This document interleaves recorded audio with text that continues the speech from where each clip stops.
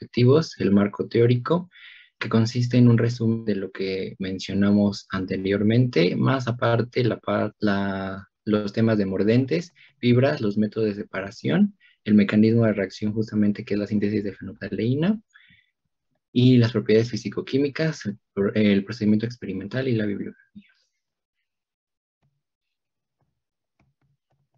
Bueno, vamos a empezar mencionando los objetivos que están establecidos en esta práctica, que se componen de 3. El primero dice sintetizar un colorante del tipo de las ftaleínas y evidenciar su uso como un indicador ácido-base. Como segundo objetivo tenemos efectuar tinciones directas y tinciones en las que se emplean diferentes mordentes. Y como último objetivo tenemos relacionar la estructura de algunos colorantes con la de diferentes fibras en el proceso de tinción.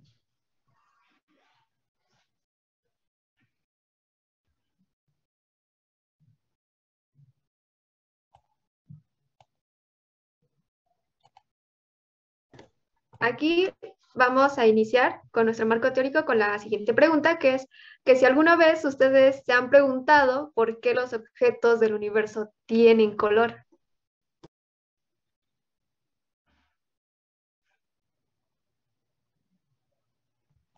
Comencemos hablando del espectro electromagnético. Este se define como el intervalo de todas las ondas posibles. Las puedes ir señalando, por favor, Avi, que van a contribuir en la radiación electromagnética. Uno de los puntos importantes a considerar es que todas estas longitudes de onda van a viajar a una velocidad de 3 por 10 a la 10 centímetros sobre segundo. Y un punto importante que hay que destacar es que difieren en su frecuencia y longitud de onda. Observemos que entre mayor es la frecuencia, si partimos de derecha a izquierda, va de 10 a la menos 2 a 10 a la 2, perdón, a 10 a la 24, arriba, Avi. En cambio, si disminuimos la frecuencia si disminuimos la longitud de onda, perdón, como lo muestra en la parte inferior de la imagen,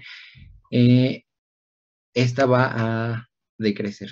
Y bueno, la siguiente, por favor. Aquí otra representación del espectro electromagnético. Una de sus clasificaciones podrían ser que dentro de este se encuentran las ondas de radio, las de microondas, el infrarrojo, el UV visible, que comprende esa pequeña porción, los rayos X blandos, los rayos X duros y los rayos gamma.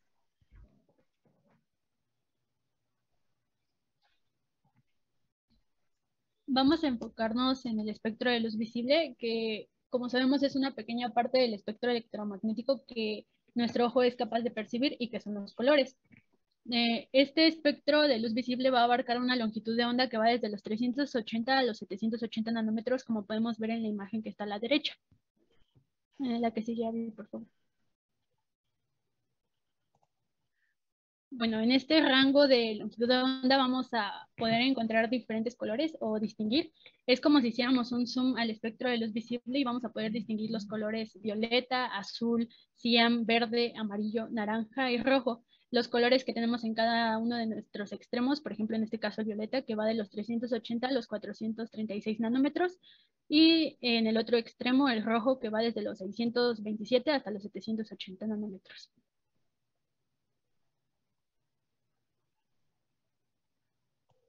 Para entender un poquito mejor esto, vamos a hablar sobre la teoría del color, que es una teoría química que fue establecida en el año 1876 por Otto Witt. Él nos decía que el color es una consecuencia de la unión de dos grupos atómicos diferentes, a los cuales denominó como grupos cromóforos y grupos auxócromos. Los primeros son los grupos responsables de la producción del color en un compuesto. Es por eso que, por ejemplo, cuando nosotros vemos un compuesto químico que tiene color y analizamos su estructura química, vamos a encontrar mínimo la presencia de un grupo cromóforo, que más adelante les vamos a mencionar cuáles son. Pero ellos no actúan solo, también tenemos los grupos auxócromos que se van a encargar de modificar el tono del color que es provocado por los grupos cromóforos. ¿Qué quiere decir esto? Que van a intensificar o disminuir el color.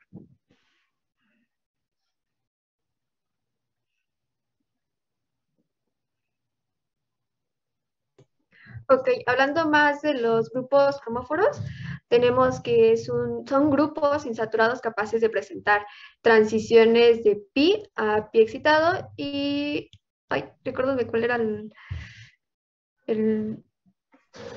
de, De N a pi excitado. sí, de N a pi excitado y, pues bueno, estos son necesarios para, como lo mencionó mi compañera, para la presencia del color. Aquí les presentamos algunos ejemplos de grupos cromóforos, que es el grupo indamida, el tiocarbonilo, nitro, nitroso, azo, imino, azoxi, disulfuro y aromáticos. Y pues aquí también les recalcamos que los que más vamos a estar viendo en esta práctica es el grupo nitro y el grupo azo.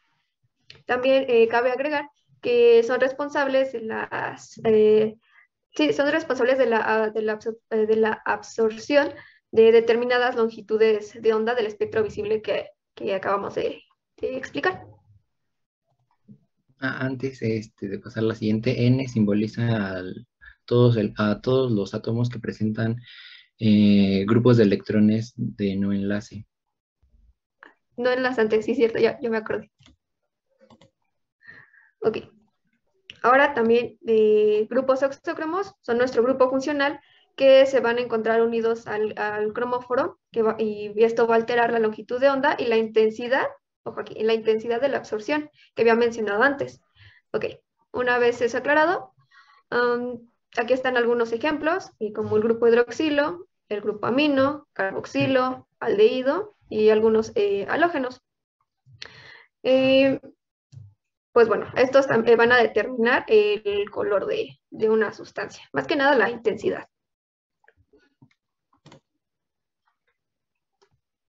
Bueno, estos grupos auxócromos van a producir ciertas consecuencias en las moléculas o efectos y los podemos clasificar en dos tipos, los que van a alterar la longitud de onda máxima y los que van a alterar la intensidad de absorción. En los primeros, la longitud de onda máxima se va a ver afectada por el efecto batocrómico y el efecto ipsocrómico. En cambio, la intensidad de absorción se va a ver afectada por los efectos hipercrómico e hipocrómico.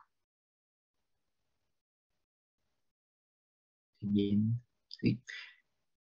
Bueno, el primer efecto a considerar es el efecto ipsocrómico, el cual va a tender a desplazar las longitudes de onda hacia colores como el azul, es decir, longitudes de onda bajas. En cambio, el efecto batocrómico va a tender a un desplazamiento de la absorción hacia el rojo, es decir, hacia la parte derecha de nuestro espectro UV visible.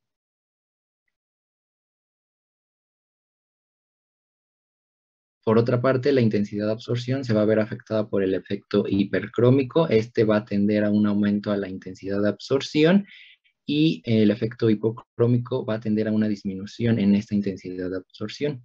Siguiente, por favor. Y en este diagrama se resumen los 4 puntos anteriores. Si graficamos la absorbancia sobre la longitud de onda máxima, observemos que el efecto ipsocrómico y el batocrómico tienen un desplazamiento de tipo horizontal.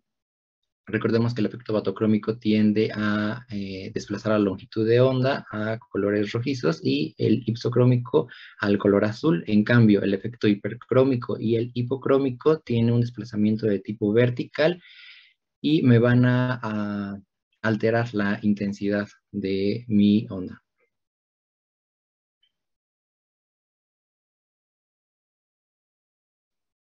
Ahora, conociendo esto, vamos a hablar un poco sobre qué es el color.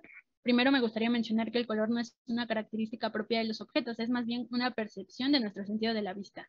Y para que nosotros podamos observar color en un objeto, este tiene que estar iluminado por luz visible o por una radiación. Como sabemos, la energía de la luz es lo que nos va a hacer observar este color y es una radiación electromagnética. También se puede definir la luz blanca como la suma de todos los colores. En este caso va a comprender a los colores luz. Avi, ¿le puedes dar clic, por favor? Que lo vimos en la práctica anterior, que son clic, que son el rojo, el verde y el azul. ¿La que sigue, Avi?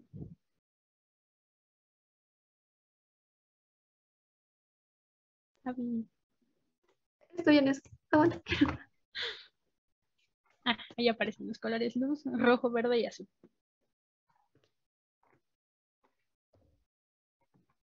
Pero, ¿cómo es que se produce este color? Bueno, cuando la luz llega directamente hacia un objeto pueden ocurrir dos cosas distintas. Uno, la luz puede ser absorbida o bien puede ser reflejada. Me gustaría recordar que el color que nosotros vemos es la luz o la energía que es reflejada.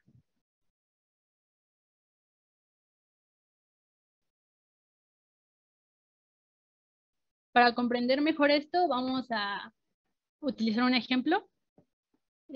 Por ejemplo, en el primer caso, tenemos un pantalón rojo y tomando en cuenta los colores luz que son el rojo, el verde y el azul, podemos decir que absorbió el verde y el azul y va a reflejar el rojo. ¿Por qué? Porque ese es el color que nosotros estamos observando. En el siguiente caso es un pantalón negro. El negro podemos decir que es la ausencia total de la luz, por lo que aseguramos que absorbió los colores luz. Y en el último caso, que tenemos un pantalón blanco que es la luz en su máximo esplendor, podemos decir que reflejó todos los colores luz.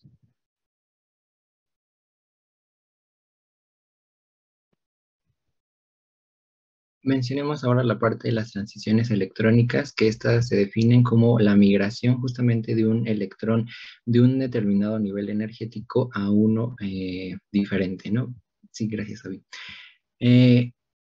Para ejemplificar todo esto y que quede un poco más claro, vamos a hacer un ejercicio en el cual comenzamos con la molécula más simple e insaturada, que es el etileno, ahí su estructura, y realizando un diagrama de energía y partiendo de los principios de que HOMO es el orbital molecular de enlace de mayor energía y el HUMO el orbital molecular de enlace de menor energía, y recordando también la teoría de orbitales moleculares que nos dice que tenemos dos orbitales atómicos, que estos me van a generar dos orbitales moleculares. Partiendo de esto y de que influye una radiación por parte de los fotones, va a permitir justamente esa transición electrónica de pi a pi excitado. ¿Por qué pi a pi excitado? Porque nuestro compuesto es insaturado. Ahora bien, ¿qué nos refleja realizar todo esto? Pues partiendo de la ecuación de Planck, que la energía es igual a la constante de Planck por la velocidad de la luz sobre la longitud de onda, observemos que la energía es inversamente proporcional a la longitud de onda. Esto nos quiere decir que entre mayor sea la energía, menor será la longitud de onda. Y lo que está pasando aquí es que estamos haciendo una transición del estado fundamental a uno excitado gracias a esta radiación. Ahora realicemos algunas comparaciones con otras moléculas. Siguiente, por favor. Bien, comencemos ahora a agregar más enlaces dobles a nuestras moléculas, ¿no? Partimos del etileno, ahora hagamos el ejercicio con el 1,3 butadieno. Gracias a esta radiación y considerando que tenemos 4 orbitales atómicos que me van a generar los 4 orbitales atómicos moleculares, va a ocurrir una transición electrónica y una migración de pi a pi excitado. En cambio, 1,3,5 hexatrieno tiene una mayor conjugación y partimos de 6 orbitales atómicos que me van a generar 6 orbitales moleculares. ¿Y todo esto qué nos quiere decir? Bueno, como les mencioné, cuando incrementa la energía va a disminuir la longitud de onda y se ve reflejado justo en los valores en nanómetros que tienen esas estructuras. Estos tres compuestos son transparentes, pero ¿por qué son transparentes? Bueno, pues porque sus longitudes de onda se encuentran fuera del rango de la zona del espectro visible para nuestro ojo. Y bueno, todo esto está asociado con la naturaleza electrónica de cada especie química, que es a lo que queremos aterrizar. Una vez recordados estos conceptos, vamos a empezar a hablar sobre lo que son los colorantes. Primero vamos a definirlos como las sustancias que son capaces de conferir color a otras y vamos a clasificarlos de acuerdo a su origen en dos grupos. Los primeros son los naturales y los segundos son los sintéticos. Los colorantes naturales, como su nombre lo indica, son aquellos que van a ser obtenidos por la naturaleza, de la naturaleza. Por ejemplo, plantas, minerales o animales. Algunos ejemplos de estos son el ácido carmínico, el curcumina y el carbón vegetal. Avi, ¿le puedes ir dando clic, por favor? Por otro lado, tenemos los colorantes que son sintéticos, que igual como su nombre lo indica, son aquellos que vamos a obtener de laboratorio, de reacciones químicas, etc. Los principales ejemplos son el azul de metileno, la eritrocina y la tartrazina. Pero no solo nos vamos a quedar con esta clasificación, también vamos a clasificar a los colorantes de acuerdo a su grupo cromóforo. En 4 grupos, que son los colorantes azoicos, los derivados del trifenilmetano, los indigoides y los antraquinoides. Los primeros, que son los colorantes azoicos que estudiamos en la práctica pasada, ya sabemos que se caracterizan por tener en su estructura la presencia del grupo azo. Y vamos a poner los ejemplos de los colorantes que se sintetizaron en la práctica 9, que son el Orange 2, el Sudan 1 y el Rojo Para. Por otro lado, los colorantes derivados del trifenilmetano se caracterizan porque tienen en su estructura un carbono central que conecta con 3 anillos aromáticos. Los ejemplos de estos son la fenolftaleína, que se encuentra de color rosa porque es la que se sintetiza en esta práctica, el verde de malaquita y el cristal violeta. También tenemos a los colorantes indigoides, que como su nombre nos lo indica, va a ser derivados del índigo y el propio índigo. Entonces, los ejemplos es el índigo y la Avi, ¿le puedes dar clic, por favor? Y la indigotina. Y por último, los antraquinoides, que son derivados de antraquinona. Vamos a tener los ejemplos de alistarina y el amarillo indantreno.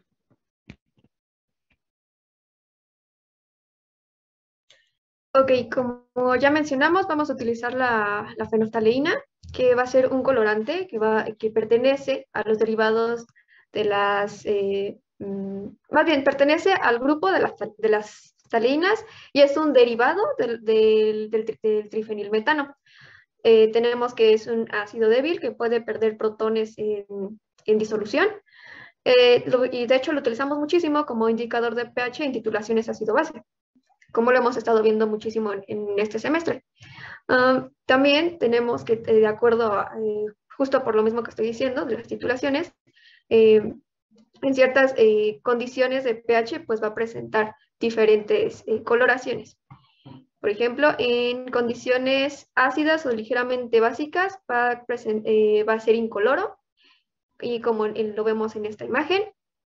En condiciones básicas va a presentar una coloración rosa o magenta, como lo vemos aquí, y algunas fuentes manejan como que en condiciones fuertemente alcalinas va a volver a mostrar esta incoloración, otra vez como se muestra en la imagen.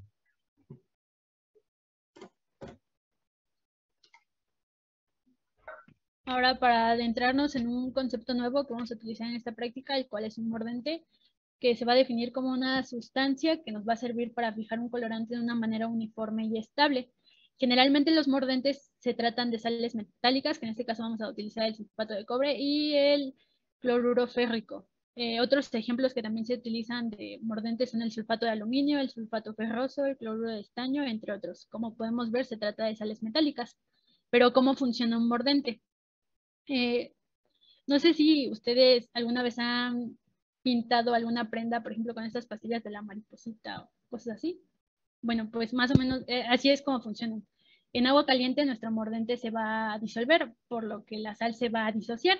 Entonces nos va a quedar el metal como un catión metálico, es decir, un ion positivo, el cual se va a unir a nuestra estructura, que en este caso es una fibra textil, porque vamos a teñir fibras, y va a formar un complejo con el colorante. De esta manera la tinción va a ser mejor. Y como ya hablamos de fibras textiles, que también se van a utilizar en la práctica, también las vamos a clasificar de acuerdo a su origen en 2 grupos, que son las fibras naturales y las fibras sintéticas. Me gustaría mencionar que ambas son polímeros, esto quiere decir que son la unión sucesiva de varios monómeros. En el primer grupo, las fibras naturales se van a dividir en 2 subgrupos, que son las fibras naturales de origen vegetal y las de origen animal. Las primeras son aquellas que están compuestas por celulosa. Avi, ¿le puedes dar clic, por favor?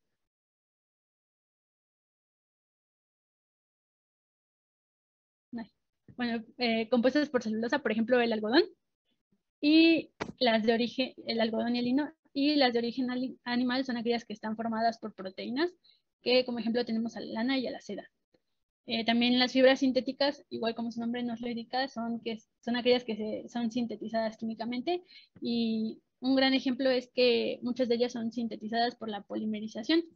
En estos ejemplos tenemos al poliéster, al nylon y a las fibras acrílicas. Las que están subrayadas de color rosita son las que vamos a utilizar en la práctica del día de hoy.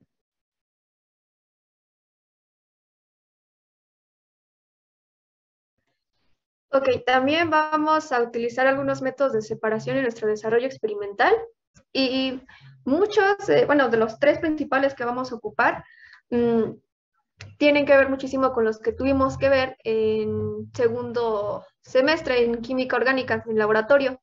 Entonces, esto va a ser un repaso de dichos métodos de separación, algo rapidito, y de fuerzas intermoleculares. Ok, empiezo por la filtración, que es una técnica que pretende eliminar las impurezas insolubles. Y bueno, se realiza con un embudo de tallo corto y las sustancias insolubles van a quedar en nuestro papel filtro. Como muestro aquí, así se ve el papel filtro y se debe de doblar de esta manera para después colocarlo en el embudo de tallo corto y así después poder filtrar.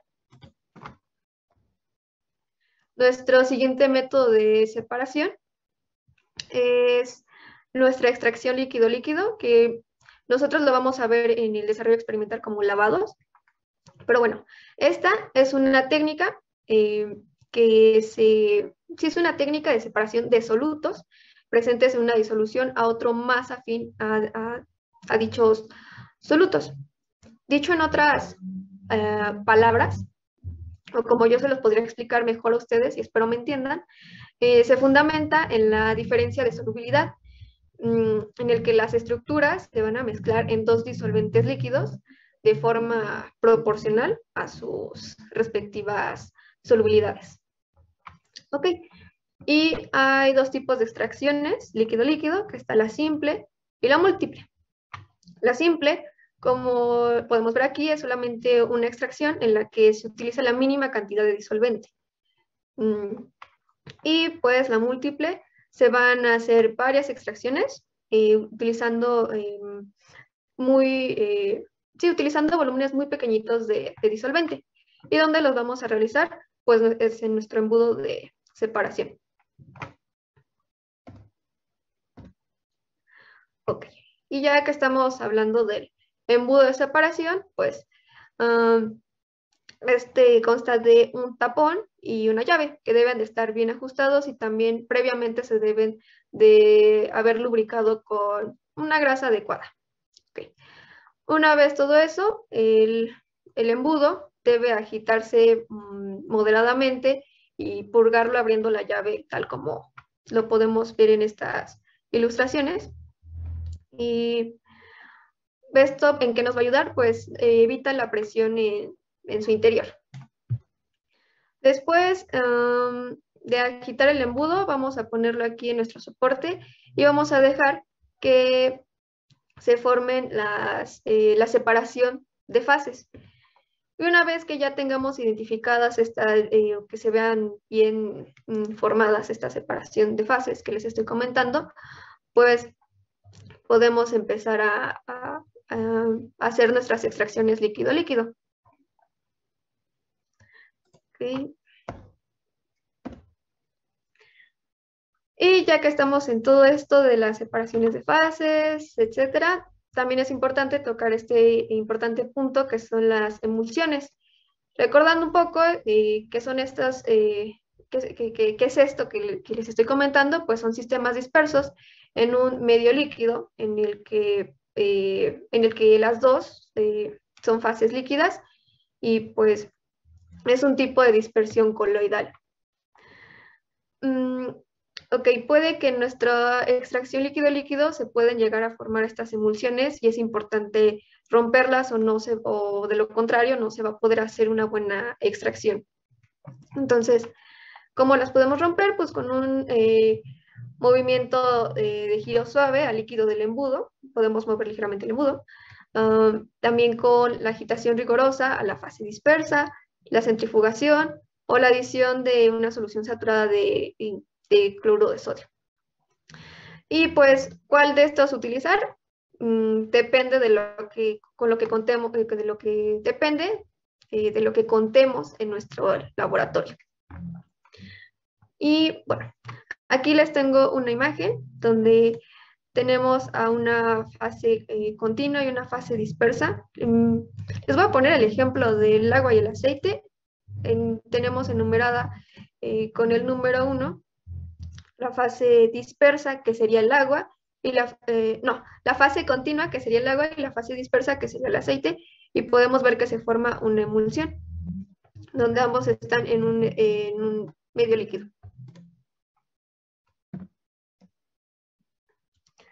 Muy bien, aquí otro método es la recristalización. Como nos dice nuestra diapositiva, es una técnica que consiste en la formación de partículas sólidas en el seno de una fase homogénea. Pero si no lo entienden así, yo se los explico de otra manera. Yo lo puedo explicar como que es una técnica empleada en el laboratorio cuando un sólido se separa de un crudo de reacción que puede ir acompañado de impurezas. Por ejemplo, la fenftalina en nuestro caso. Por lo que va a ser necesario someterlo a un proceso posterior de purificación y es este. Ok, el fundamento de esto es la diferencia de solubilidad del sólido y sus impurezas en diferentes disolventes en relación con el incremento de temperatura. Más adelante voy a explicar mejor este fundamento. La recristalización consta de 6 etapas. La elección del disolvente, la disolución de la sustancia en caliente, la filtración de la disolución en caliente, ojo que estoy haciendo énfasis allí, después la precipitación o cristalización, que usualmente se realiza en paños de hielo. Después la separación de cristales y en último lugar el secado de cristales.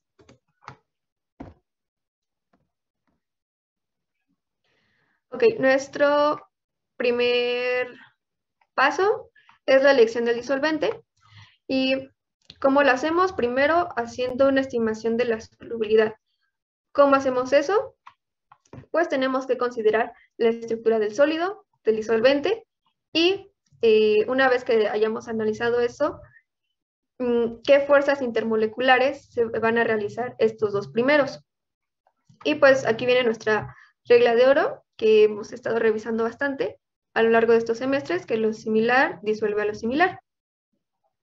Con eso se puede hacer nuestra estimación de solubilidad. Ok. Y pues les dije que íbamos a ver un pequeño repaso de fuerzas intermoleculares que las vamos a ocupar muchísimo. Ok. Yo puedo definir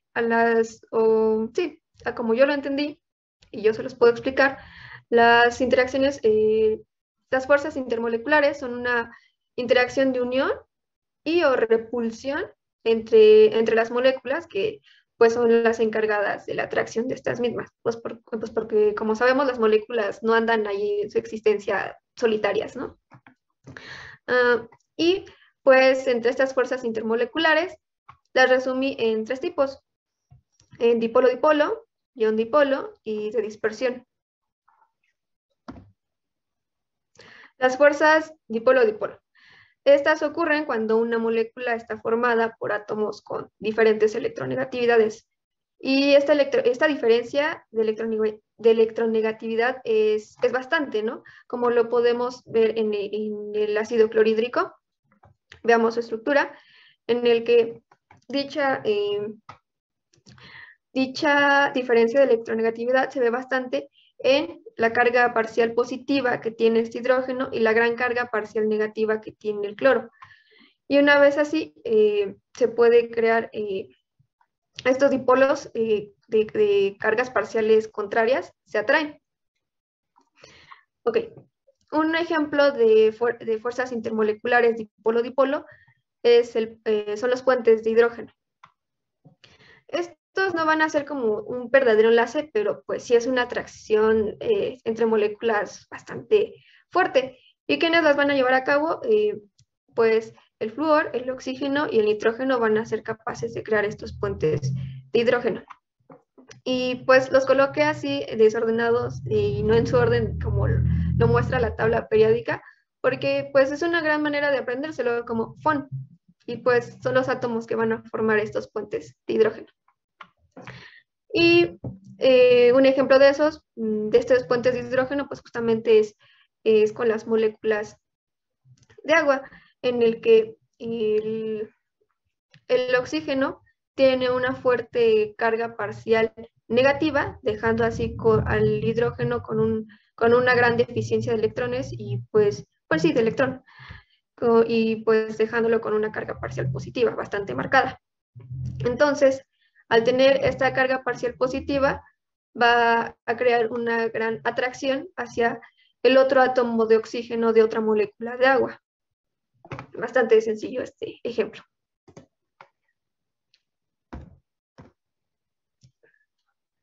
Ok, las siguientes fuerzas intermoleculares son el ion dipolo, en el que es una interacción entre una molécula polar y un ion, y pues aquí sencillito con esta imagen, aquí tenemos a nuestra molécula polar que crea un dipolo, y de este lado tenemos nuestro ion con carga positiva, y este se va a ver atraído hacia las cargas negativas de los dipolos de las moléculas polares.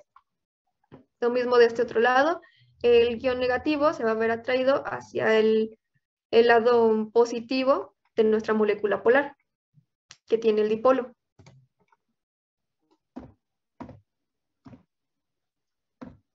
Ok, las siguientes fuerzas intermoleculares, pues puse a las de dispersión, y pues usualmente pues ocurre en moléculas diatómicas unidas por un enlace covalente, como lo tenemos en este ejemplo con con esta molécula diatómica de cloro, en el que su electronegatividad es igual a, su diferencia de electronegatividad es igual a 0, o si se trata de alguna otra molécula, pues esa diferencia es muy poca.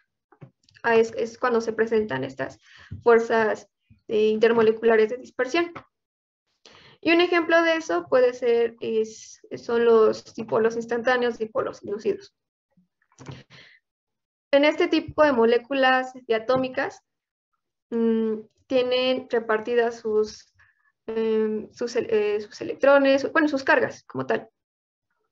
Pero puede haber un momento en el que en algún lado de la molécula se aglomeren más la carga positiva parcial y una carga negativa, una carga parcial negativa, creando así un dipolo instantáneo. Primero, ese dipolo instantáneo va a hacer que el resto de moléculas también cambien de polaridad, y así creando un dipolo inducido. Entonces, en resumen, primero ocurre el dipolo instantáneo y luego el dipolo inducido. Okay. Ya después de ese pequeño repaso de fuerzas intermoleculares, seguimos con recristalización, y habíamos dicho que teníamos que escoger el disolvente, ¿no? Bueno, pues, ¿qué características debe de tener el mejor? La sustancia de interés debe de ser más soluble en el disolvente en caliente que en frío. Luego, las impurezas deben ser o muy solubles o insolubles en el disolvente, o bien deben poder eliminarse fácilmente con carbón activado. El siguiente es que el disolvente debe tener un punto de ebullición lo más bajo posible para facilitar la evaporación del mismo y el secado de los cristales. Ahorita paso a lo de secado de cristales y por qué esto es importante. Después, el disolvente no debe reaccionar con el soluto o crearíamos ahí otra impureza.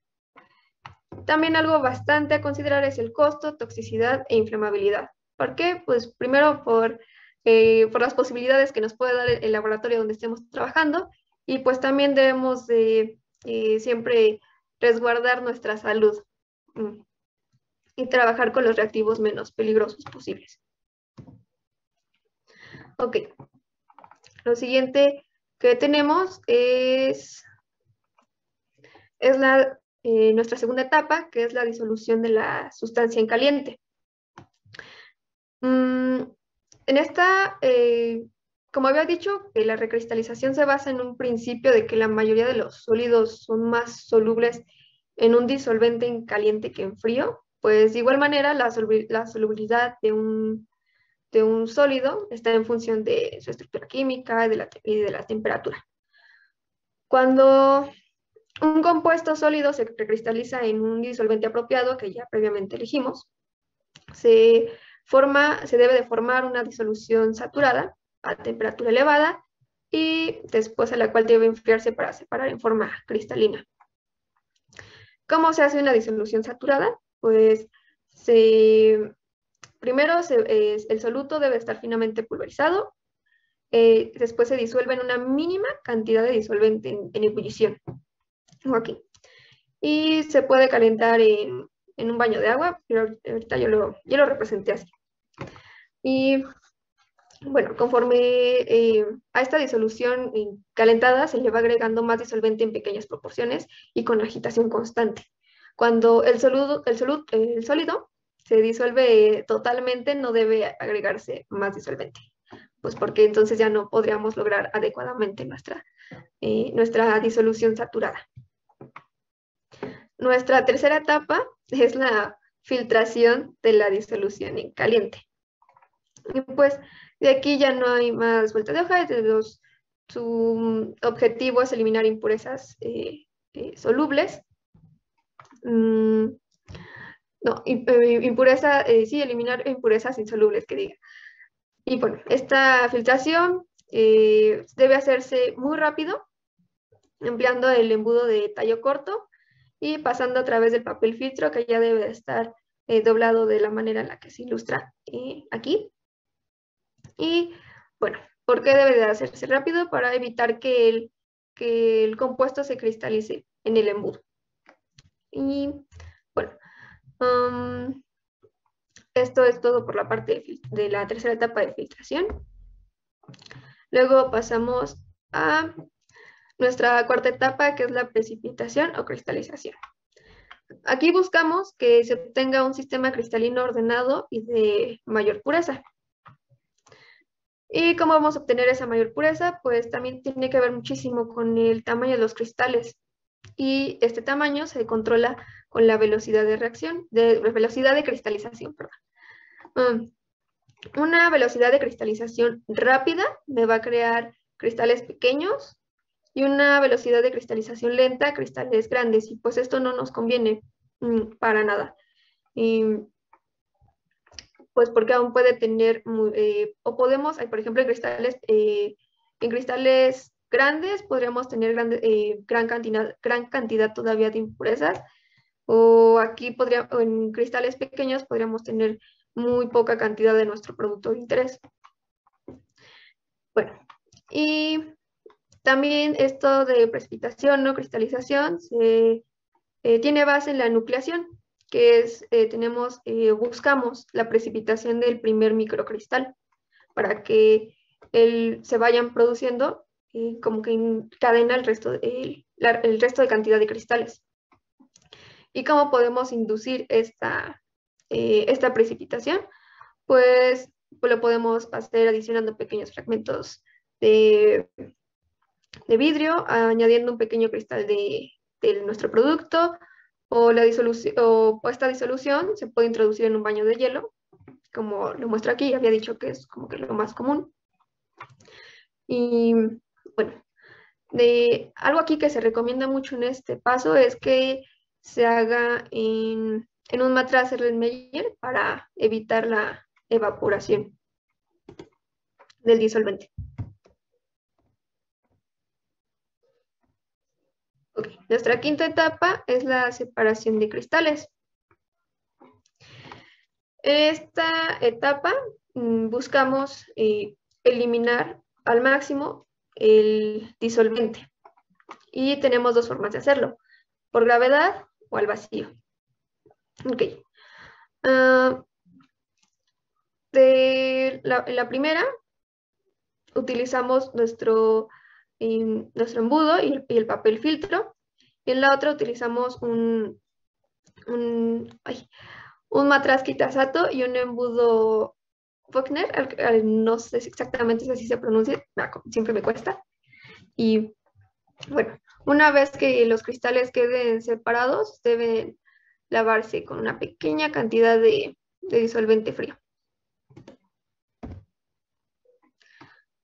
Luego tenemos el secado de cristales, que pues ya es totalmente la eliminación de agua o cualquier otro líquido. Y se puede realizar de 4 formas distintas: con secado al aire, de secador al vacío, en una estufa, corriente de aire caliente. Y en nuestro caso, me parece solamente en nuestro caso creo que sí vamos a ocupar papel filtro.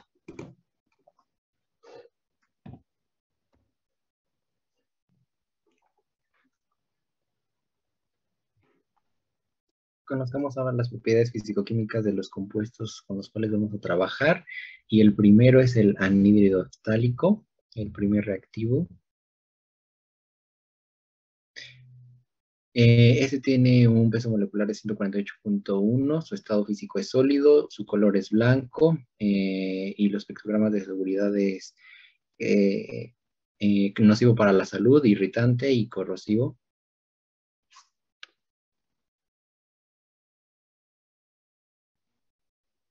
Como segundo reactivo tenemos al fenol. Su fórmula molecular la podemos ver ahí y también su estructura a la derecha.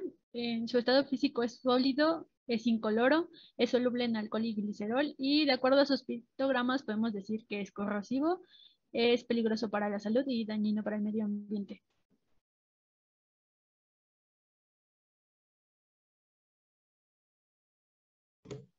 El siguiente es el ácido sulfúrico. Su estado físico es líquido, es incoloro y es soluble en agua. Ojo aquí, es soluble en agua.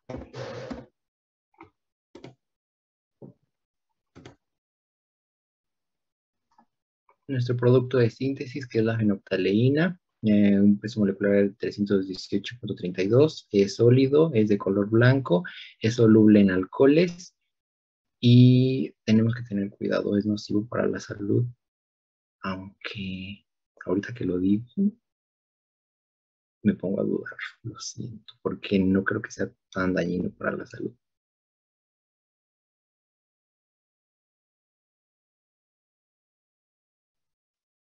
Ahora tenemos al etanol. Su estructura química la podemos ver a la derecha. Su estado físico es un líquido incoloro que es soluble en agua, en éter, en metanol, acetona y cloroformo. Es un reactivo inflamable y algo tóxico.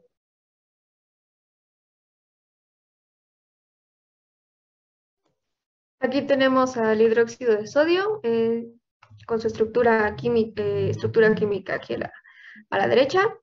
Su estado físico va a ser sólido, pero nosotros lo vamos a ocupar en disolución. Después, bueno, su color es blanco en dicho estado sólido y en disolución y es soluble en agua, metanol y etanol. Ojo aquí, en etanol. El siguiente es el ácido clorhídrico, es líquido, incoloro, soluble en éter, cloroformo, benceno y cloroformo, es irritante y corrosivo. Aquí ya empezamos con las propiedades fisicoquímicas de nuestros colorantes. El primero es el ácido pícrico. Como podemos observar, su estructura está a la derecha. El estado físico es sólido, es de un color amarillo pálido, es soluble en agua fría, parcialmente soluble en etanol y en benceno. Es explosivo y es peligroso para la salud.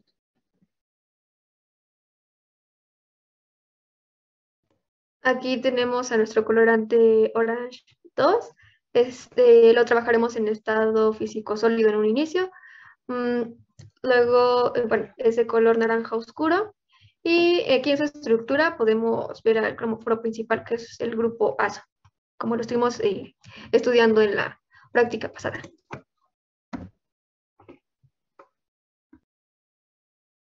El siguiente colorante es el sudán, es sólido, es de color amarillo, no es rojo. Y, y hay que tener cuidado porque puede ser irritante y peligroso para la salud.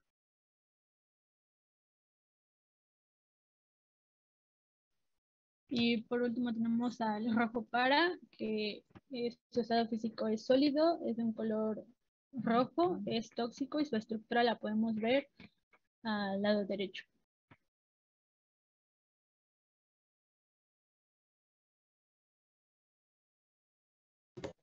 Luego tenemos a nuestro sulfato cúprico, que está en estado físico sólido, es de color azul, es soluble en agua y metanol. Y aquí en su estructura quiero que pongan atención en su carga positiva de 2 más, porque tiene mucho que ver con nuestras tinciones.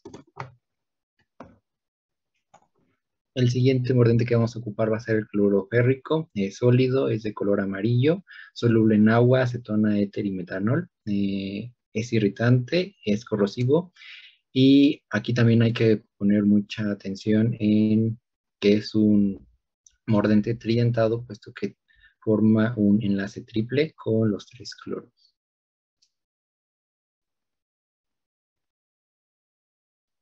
Ahora vamos a empezar con el desarrollo experimental. El primer experimento que vamos a ver es la síntesis de fenolftaleína.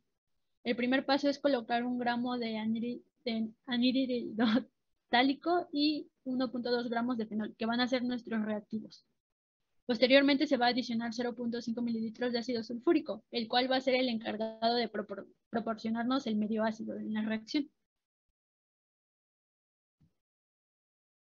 Después de esto se va a calentar suavemente la mezcla y se va a agitar constantemente hasta observar la fusión total de nuestros componentes. Aquí es importante seguir calentando hasta notar que se forme como líquido transparente de un color medio rojizo. Después de esto se va a retirar del calentamiento y se va a enfriar, evitando que llegue a temperatura ambiente, para después adicionarle 5 mililitros de agua con la finalidad de poder eliminar el residuo de ácido sulfúrico que no reaccionó.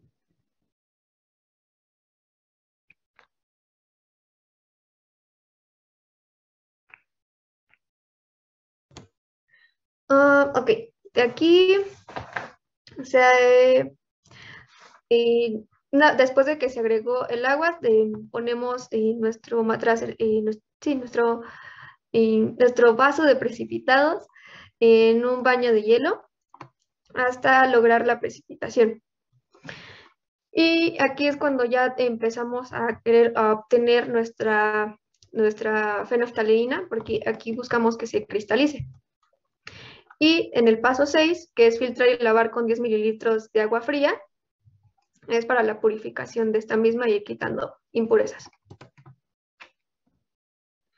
Después se debe recristalizar en etanol agua, que fueron los disolventes adecuados encontrados para purificar la fenolftaleína.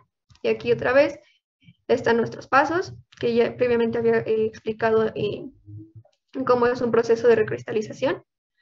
Y, ok, aquí nos van a quedar nuestros cristales de fenolftaleína. Sí, debemos de obtener cristales de fenolftaleína como producto. Bien, ahora conozcamos el mecanismo de reacción que nos llevó a realizar esta síntesis, el cual es el siguiente.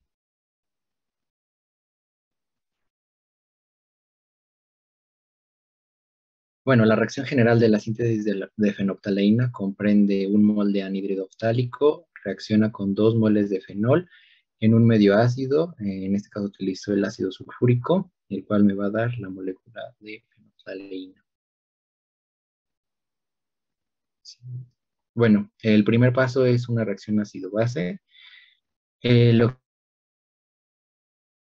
actúa como base y abstrae al protón del ácido sulfúrico.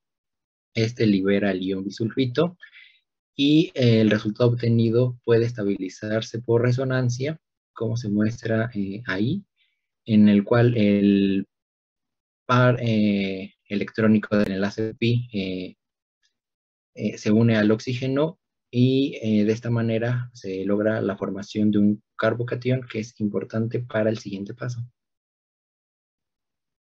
¿Por qué necesitamos generar el carbocatión? Bueno, porque el siguiente paso es una sustitución electrofílica aromática.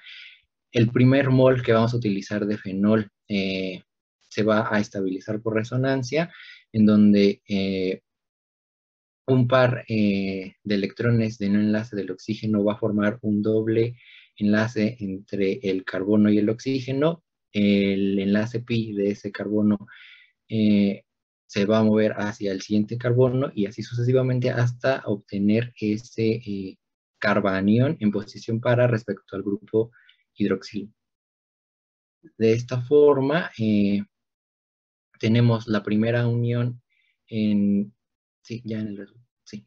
Ataca electrofílicamente al anhídrido ftálico y de esta manera se obtiene esa molécula que va a reaccionar nuevamente por ácido base de la siguiente manera.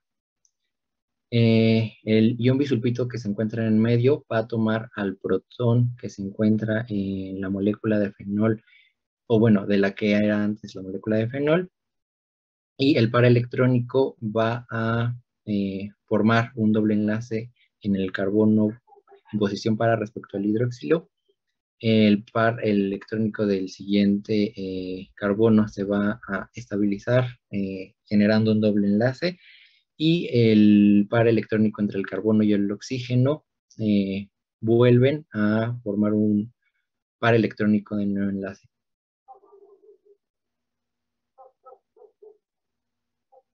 El siguiente paso es nuevamente una reacción ácido-base para obtener un buen grupo saliente.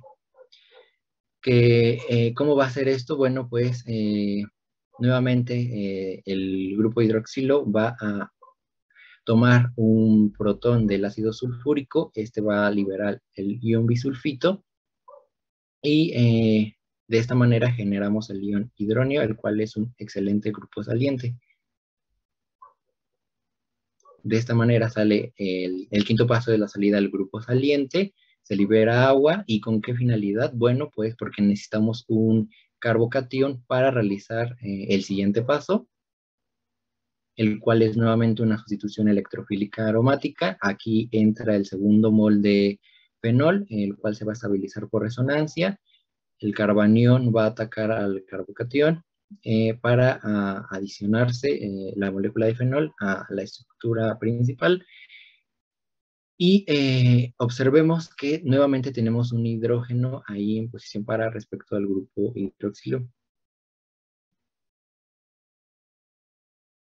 Nuevamente se lleva a cabo una reacción ácido-base, el cual se toma el ion bisulfito, el cual el ion bisulfito actúa como base, perdón, remueve al protón que se encuentra en posición para respecto al grupo hidroxilo, se estabiliza los pares de electrones y es así como obtenemos nuestra fenoxaleína.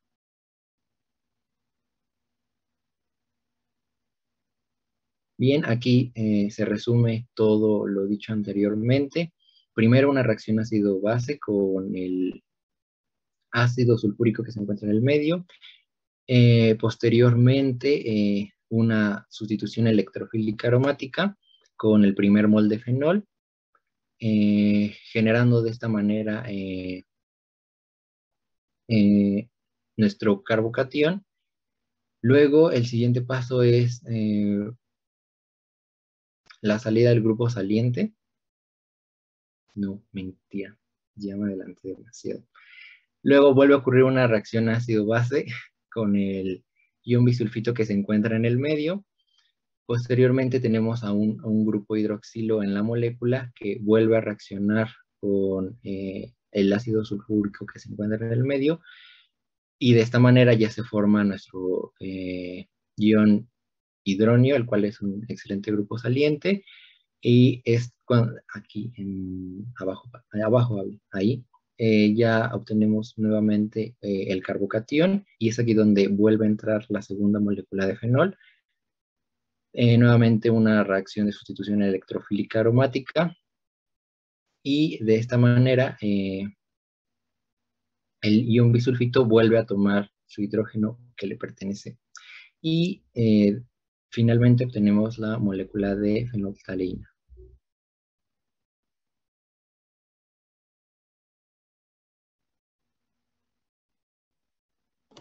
Algo que quería agregar, que se me pasó decirlo. Viendo la estructura y haciendo un análisis de la fenolftaleína, si no mal recuerdan, se utiliza en la recristalización como disolvente de etanol agua. La fenolftaleína no es muy polar, entonces se va a lograr la recristalización de la fenolftaleína disuelta en el etanol, y de las impurezas van a quedar unidas al agua por fuerzas intermoleculares, etcétera, y así es como logramos purificarla por medio de la recristalización que había explicado antes. Eso quería agregar.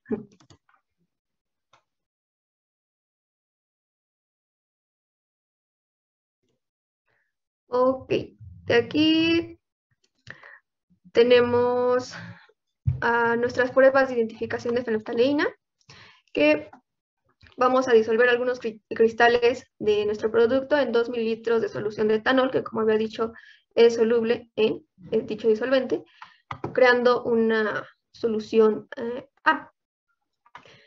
El paso siguiente es que a esta solución A le vamos a adicionar algunas gotas de hidróxido de sodio al 10% de concentración, y tenemos que observar qué es lo que sucede. Esperamos observar un vire de líquido incoloro a un color magenta, que es el propio de la fenolftaleína en un medio alcalino.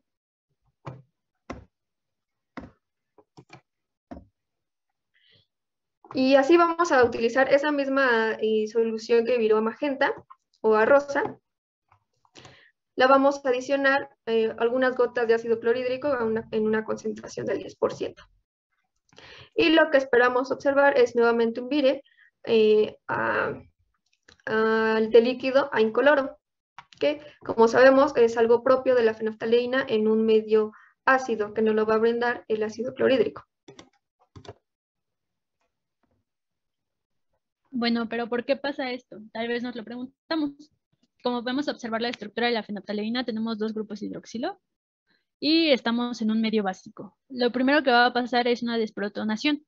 El grupo de hidroxilo del medio básico va a sustraer uno de los protones que forman los grupos de hidroxilo de la fenolftaleína, lo que va a provocar una ruptura de enlace entre el oxígeno y el hidrógeno.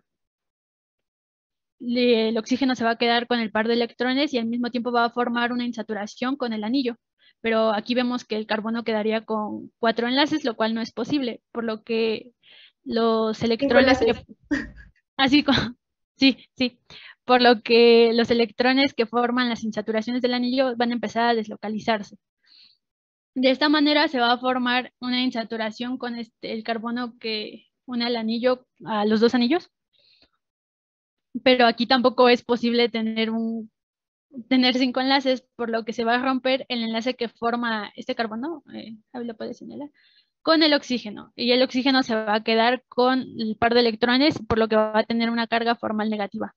Mientras ocurre esto del otro lado de la molécula, con otro igual en medio básico, se va a sustraer el otro protón y también se va a romper el enlace que unen al oxígeno y al hidrógeno, lo que va a provocar que este oxígeno quede con una carga negativa. Y de esta manera vamos a obtener una forma aniónica de nuestra fenolftaleína, que tiene como característica que se ve de color rosa.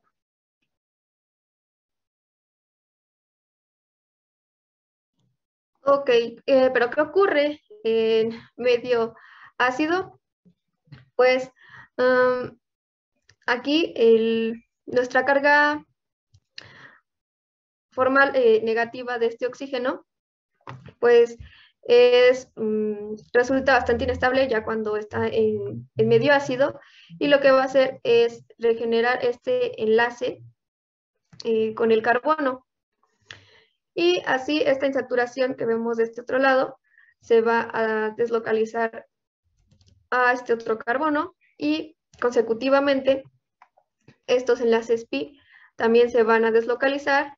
En consecuencia, también el doble enlace que había entre este carbono y este oxígeno, también se van a deslocalizar esos electrones hacia el oxígeno, así provocando que el oxígeno se quede con estos electrones y a su vez van a sustraer un protón del medio ácido que tenemos. Y de este otro lado de la molécula ocurre lo mismo, este oxígeno va a sustraer a un protón igual de nuestro medio ácido, así obteniendo nuestra fenolftaleína en su forma ácida o protonada, y su característica es que sea transparente o incolora. Pero pues algo aquí que nos preguntábamos en el equipo es ¿a qué se debe esa incoloración? Bueno, se debe a la incoloración de la fenolftaleína